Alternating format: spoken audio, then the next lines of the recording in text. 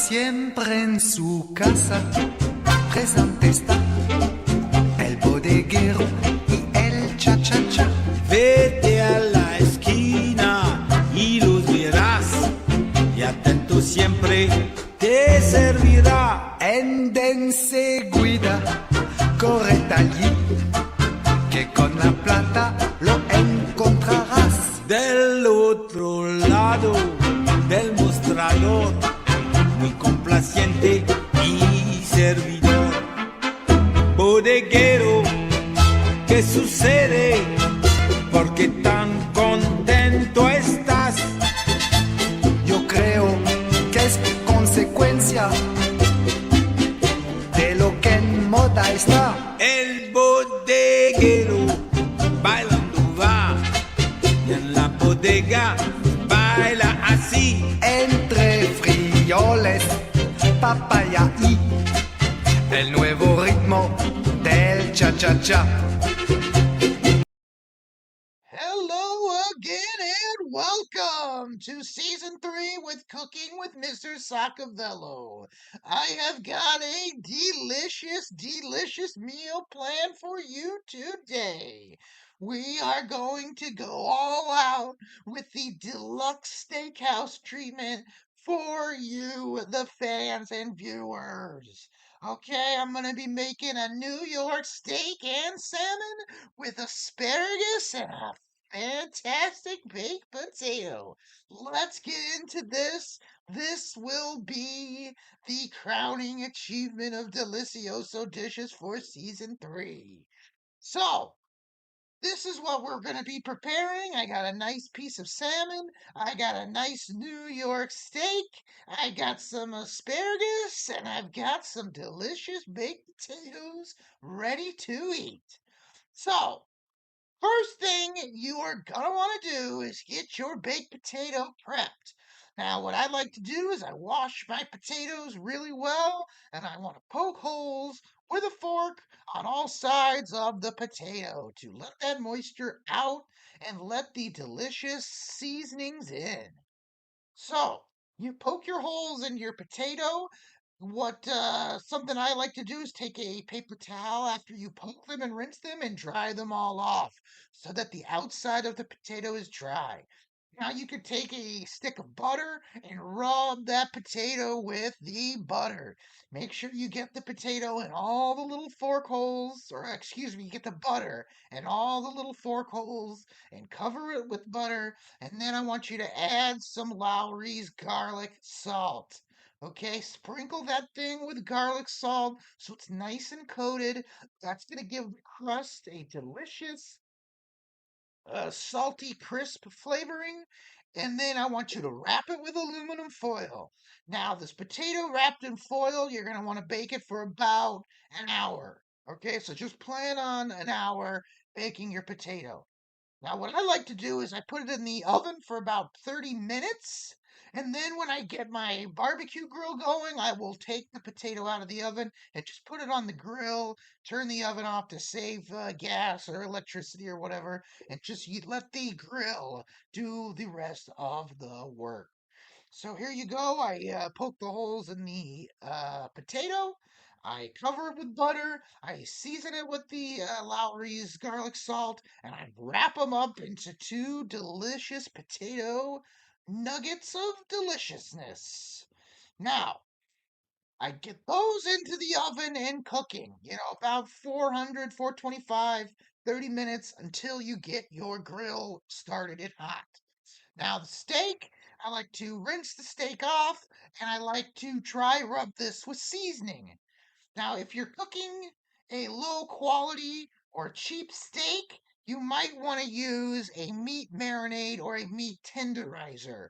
But this was a pretty good choice piece of meat, so I just went with the dry rub. Now, usually my dry rub is seasoning salt, Lowry's seasoning salt. I'll lightly cover it with the seasoning salt. I use the Italiano seasoning. I'll use a little garlic powder and salt, pepper, things like that. Dry rub it, rub your steak around, and get all those seasonings on the fat and on all the edges and stuff like that. And set it aside for when you're going to put it on your grill.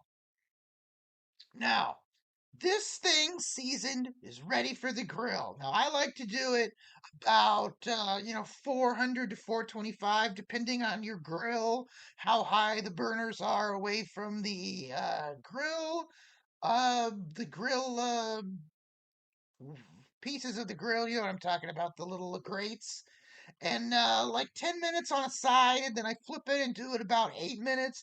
It all kind of depends on how hot you like to cook and how thick your steak is. But we want all this to be done at the same time, so everything is going to be going on about the same time. Now, to prepare the salmon, I like to season a piece of aluminum foil with garlic powder, maybe some lemon pepper, a little salt, maybe some Italian seasoning, maybe some of that fresh rosemary you could bring back, and put it on a piece of foil. Okay, you can use thick foil or thin foil, it doesn't really matter. Now, I like to make a little pouch out of this foil, folding it over nice and carefully. Don't want to make it super tight. You want it to kind of breathe in there a little bit and make a nice loosely fitting foil pouch. Okay? Now that's going to go on at the same time as your steak. All right. So, now, if you want to have everything on the grill at the same time, so it all finishes on the same time. So, we already have our potatoes already started, 30 minutes in the oven. Then, when I start my barbecue, I transfer the potatoes over, and you're gonna want to take some tongs or something and be flipping those, turning those potatoes. So, all the butter that drips off will then continuously baste the potato and a delicious buttery garlic flavored taste in those potatoes. So try to every time you're checking the barbecue, give those potatoes a quarter turn. Now, I throw my steak on, I throw my salmon pouch on, and it's about 10 minutes. Now, as you're getting ready to throw your meat on the grill, I want you to wash the asparagus and trim base. Okay, now you want them to fit nice and flat in a nice big, like a 10-inch skillet. This is how I cook these, and they are perfect every time. So you cut the ends off, let them sit for a little bit, wash them all off, make sure they're nice and clean, and then using a 10-inch skillet or whatever fits the asparagus, add water so they're you don't want to fully submerge your asparagus. You just want to put them in there so they're semi covering all the asparagus. Now I add some garlic salt, add some lemon juice to this water, add your seasonings, and you're going to want to simmer those for about 10 to 15 minutes until soft. So make sure you put your steak on, make sure you put your salmon on first, and let it get cooking before you head in to start your asparagus. Okay? So, steak will take about 15 to 20 minutes, and the salmon will also take about 15 to 20 minutes.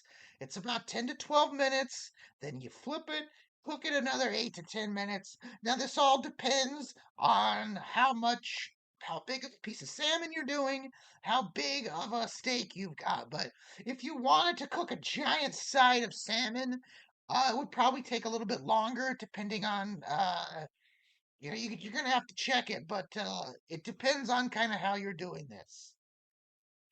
Okay, so when we're cooking this, you want to make sure everything is done. The salmon will be it won't be so pink, it'll be a lighter, fluffier color. And your steak will be nice and good. You don't want it depends on if you want super rare. I like my steak about medium. And it turned out fantastic. You will love it. A delicious meal, a delicioso, something you can cook for your husband, your wife, your family. They will not be complaining. They will go to sleep with a belly filled with goodness, and you have done it again. Thanks to Mr. Sockavello's cooking tips. So until next time, I hope you enjoy.